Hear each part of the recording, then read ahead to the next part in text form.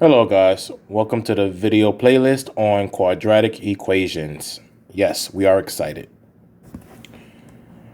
In this video series, for this chapter, section 1.4, we're going to go over quadratic equations and how to find the solutions to a quadratic equation. Let's first start off really easy.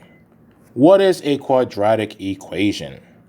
A quadratic equation is in the form of ax squared plus bx plus c, and that is going to be equal to 0.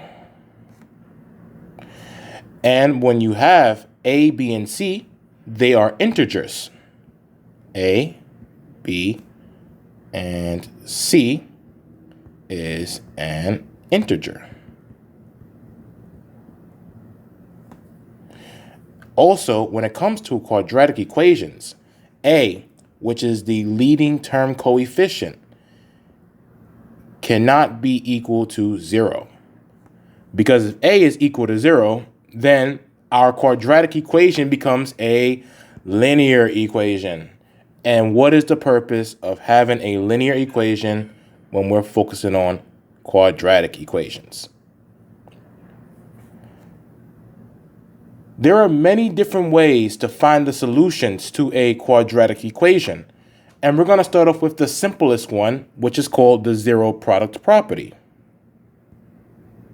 Zero product property. And the zero product property states if you have two values, two functions, two linear factors, something, two things. Let's say we have m and n. And if we're multiplying m and n, and the product of these two values are equal to 0, we can say that m is equal to 0 or n is equal to 0. For example, suppose if we had x minus 6 times 2x minus 11 equal to 0. We can then use the zero product property and set both pieces equal to 0 and solve for x. X minus 6 is equal to 0.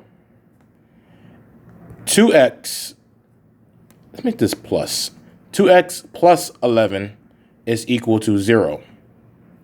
Find the solutions for x. We're going to add 6 here to both sides. Scroll down. X is equal to positive 6. And then for the right side, let's first subtract both sides by 11. 2x equals to negative 11. And then we're going to divide both sides by positive 2 to get x by itself. X is going to equal to negative 11 halves.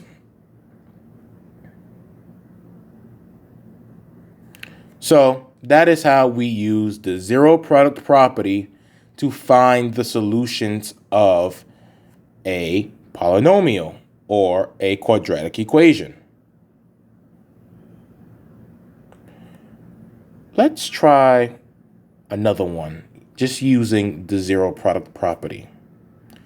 I'm going to scroll up to the top of this document that I'm writing on. And what we're going to do is we're going to do question number 2. And number 2 says you want to solve. It says 3z plus 5 times 2 minus z equals to 0. We want to solve by using the zero product property. So that means that we can set our 3z, let's go up here, plus 5 equal to 0. And then we can set our 2 minus z equal to 0 and solve for z. This one can just subtract 5. 3z equals to negative 5. We can then divide both sides by 3. Z is going to equal to negative 5/3.